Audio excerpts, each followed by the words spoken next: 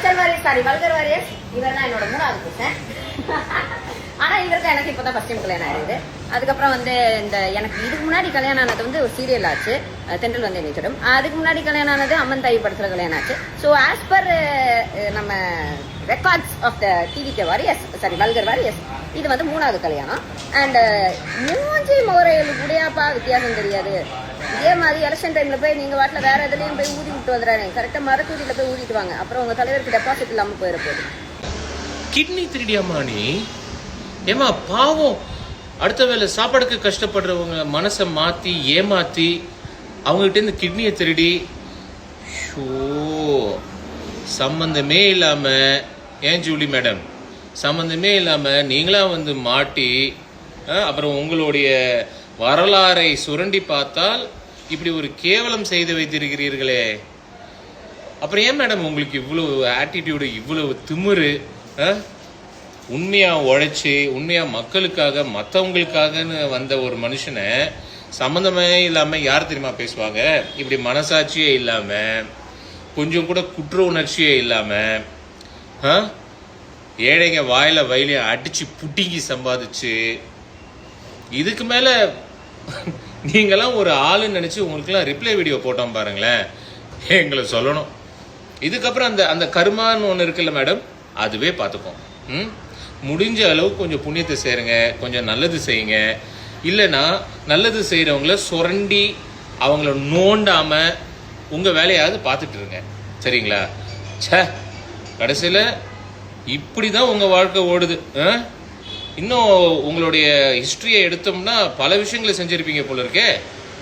இதுக்கு மேலே உங்களுக்குலாம் ரிப்ளை கொடுக்கறதுக்கு சும்மா இருக்கலாம். கிட்னி திருடியாமா நீ?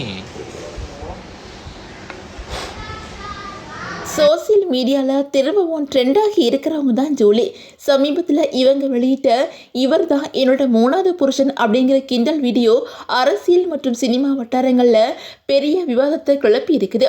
அந்த வகையில் வேலூரில் நடந்த தமிழக வெற்றி கழகம் நிகழ்ச்சியில் கட்சி தலைவர் விஜய் ஜல்லிக்கட்டு காளை பற்றி ஒரு கதையை சொல்லியிருந்தார். அந்த பேச்சை விமர்சனம் பண்ணி ஜூலி முதல்ல வீடியோ வெளியிட்டிருந்தாங்க.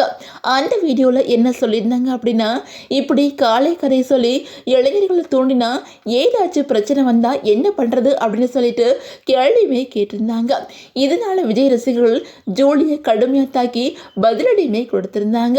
விமர்சனங்கள் அதிகரிச்சதும் ஜூலி இன்னொரு வீடியோ வெளியிட்டு என்ன சொல்லியிருந்தாங்க அப்படின்னா, என்னைய பழி வாங்கணும்னா நான் வீட்டில் இருப்பேன், இல்லை அப்படின்னா என்னோட ஆஃபீஸில் இருப்பேன் அப்படின்னு சொல்லிட்டு சவால்மே விடுத்திருந்தாங்க. அதுக்கப்புறம் ரசிகர்கள் சிலர் ஜூலியை 3 கல்யாணம் பண்ணினவ அப்படின்னு சொல்லிட்டு விமர்சனம் பண்ணியிருந்தாங்க. இதை தொடர்ந்து ஜூலி தன்னோட கணவர் முகமது ஐக்கரிம் கூட வீடியோ வெளியிட்டு, இவர் தான் என்னோட 3வது கணவர், ஆனால் நிஜ வாழ்க்கையில் இதுதான் முதல் திருமணம், சீரியல் சினிமா கல்யாணத்தையும் கணக்கில் போட்டுக்கிட்டு 3வது அப்படின்னு சொல்கிறீங்களே அப்படின்னு சொல்லிட்டு கிண்டலாக பதிலடியுமே கொடுத்துருந்தாங்க. அதே வீடியோவில் உங்கள் தலைவருக்கு மடக்கு ஊதிய சரியாக ஊதுங்க அப்படின்னு சொல்லிட்டு அரசியல் ரீதியாகவும் அவங்க கிண்டல் பண்ணி பேசியிருந்தாங்க. இந்த வரிகள் தான் இப்போ சோசியல் மீடியாவில் வைரல் ஆகி வந்துகிட்டு இருக்குது. இந்த நிலையில சீரியல் மற்றும் திரைப்பட நடிகர் அருண்ராஜா ஜூலிக்கு எதிராக பேசி கடும் பதில் வீடியோ ஒன்று வெளியிட்டிருக்காங்க. அதில் என்ன சொல்லியிருக்காங்க அப்படின்னா, மக்களுக்கு நல்லது பண்ண வந்த ஒருத்தரை இவ்வளவு பேசுறீங்க, ஆனால் உங்கள் ஹிஸ்ட்ரி எடுத்து பார்த்தா மோசமாக இருக்குது, கிட்னி திருடி அப்பாவிகளை ஏமாத்துறவங்க நீங்கள் அப்படின்னு சொல்லிட்டு பல விஷயங்கள் வெளியில் வருது. இனிமே நாங்கள் உங்களுக்கு ரிப்ளை வீடியோ போட மாட்டோம், கர்மாவை பார்த்துக்கோம் அப்படின்னு சொல்லிட்டு கடுமையாக பேசி ஜூலிக்கு பதிலடி கொடுத்துருக்காங்க அருண்ராஜன். இந்த வீடியோ தான் இப்போ சோசியல் மீடியால வைரல் ஆகி வந்துகிட்டு இருக்குது. அந்த வகையில அருண்ராஜன் சொன்ன கிட்னி குற்றச்சாட்டுகள் பற்றி எந்த அதிகாரப்பூர்வ ஆவணங்களும் இதுவரை வெளிவரவே இல்லை. இதுக்கு ஜூலி தரப்புலையும் இதுவரை பதிலும் இல்லை. சோசியல் மீடியாவில் பரவிக்கிட்டு இருக்கிற குற்றச்சாட்டுகள் எல்லாமே நிரூபிக்கப்பட்டவை இல்லை அப்படிங்கிறதும் கவனிக்கப்பட வேண்டிய விஷயம்.